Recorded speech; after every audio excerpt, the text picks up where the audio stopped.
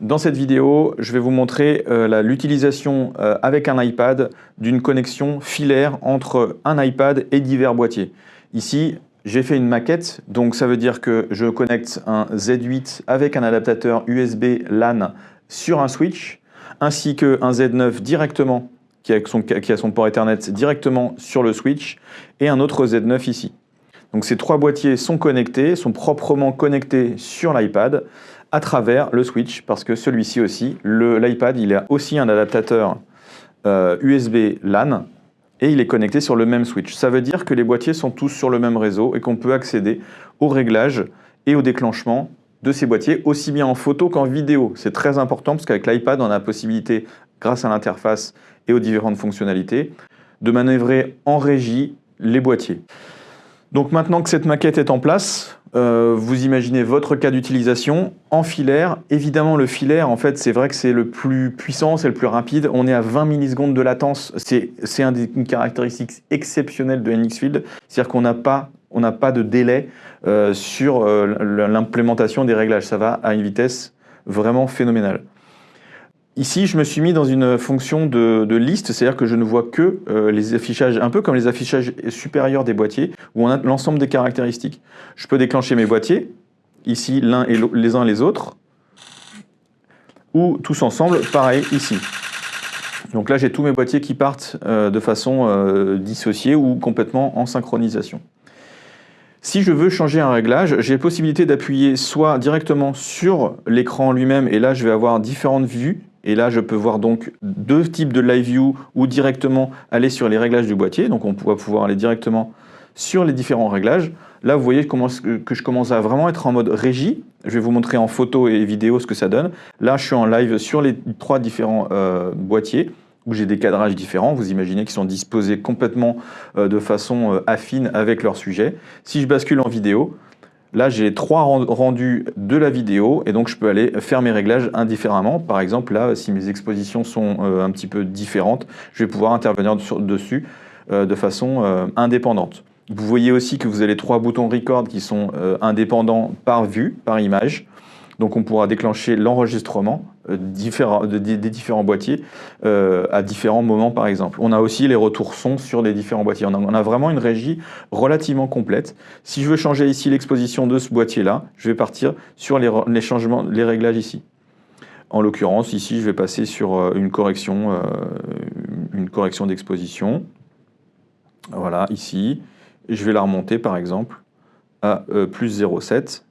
Et là, je vais voir que ça va plutôt matcher avec la vue d'à côté. Je peux aller vérifier ici en appuyant sur la vue avec une vue principale et les vues en dessous, que je suis bien calé comme je souhaite, avec le point qui pourra se faire évidemment sur chaque image. Je repasse en photo.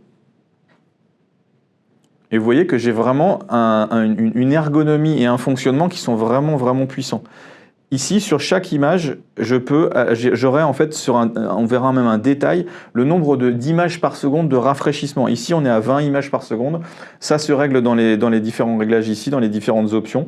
On peut aller jusqu'à 30 images par seconde en rafraîchissement. On va appuyer sur la petite roue codeuse ici et on va pouvoir modifier la vitesse des live view des différentes images. Donc si on veut un rafraîchissement très rapide, c'est ici qu'on va aller le trouver. Par rapport à un iPhone, sur l'iPad, on a forcément des vues beaucoup plus larges, c'est plus confortable, donc on conseillera toujours un iPad, tout simplement par l'ergonomie. Si on a un iPhone, on va surtout être dans le déclenchement, on va pouvoir voir le live view un par un. Là, le gros avantage, c'est de voir les différents live view en même temps, donc vraiment, on est en mode régie. Pour chaque boîtier, ici, je suis bien sur le boîtier, en l'occurrence le Z9 avec mon 1424, c'est celui-ci. Je vais pouvoir aller régler les différents modes. Si j'appuie directement sur le mode S ici, je vais pouvoir passer en mode ouverture par exemple. Le réglage se fait instantanément, il est appliqué instantanément sur le boîtier. C'est valable pour tout le reste des éléments d'exposition. Ici, de balance des blancs, on peut faire une température de couleur manuelle et avoir un affinage ici. Là, on est par exemple à 5600 Kelvin. Si je veux changer ma chromie, je la fais ici et même je pourrais changer ma teinte. Encore une fois, on peut faire des ajustements. Ce sera probablement plus valide en vidéo pour avoir un étalonnage, on va dire un pré-étalonnage calé sur l'ensemble des images. Et puis aussi, en photo, on peut aller chercher les différents paramètres des qualités d'image, fichier JPEG, fichier RAW, et puis l'ensemble des autres informations, et ainsi de suite. sur les IPTC qu'on va pouvoir affecter à chaque fois, à chaque image, à chaque prise de vue. En l'occurrence, ici, moi j'ai mis mon profil. On peut très bien ne pas en mettre et désenregistrer les IPTC. Ici, on sera dans la vue, on va dire, pratique d'utilisation. On va pouvoir basculer d'une vue à l'autre. Volontairement, ici, j'ai mis sur un autre cadrage parce que là, on est sur ce boîtier-là. On va pouvoir passer dessus.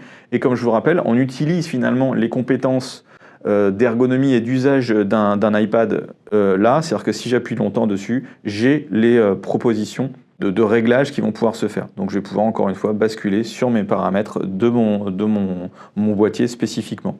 Et là, par exemple, je change l'autofocus en AFC.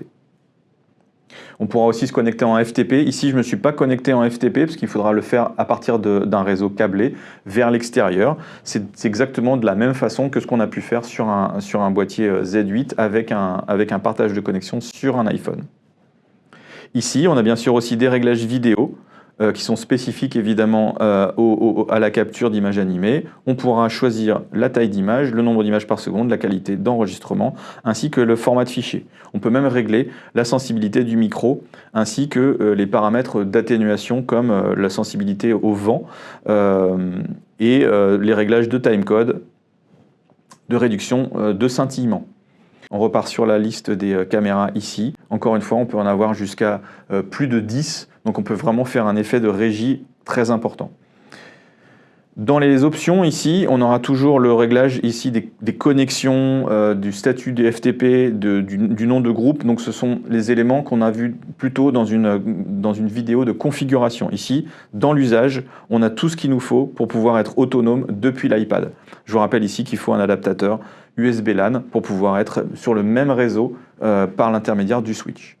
Dernier élément, on va dire, d'organisation.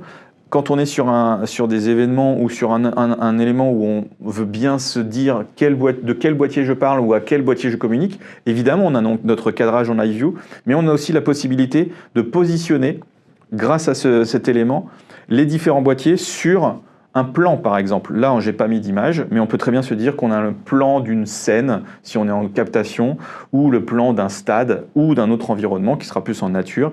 Et on va aller prendre chaque boîtier et on va aller le positionner ici, en éditant le lieu, et on va pouvoir même lui donner un nom, là, le positionner à cet endroit-là, et ainsi de suite.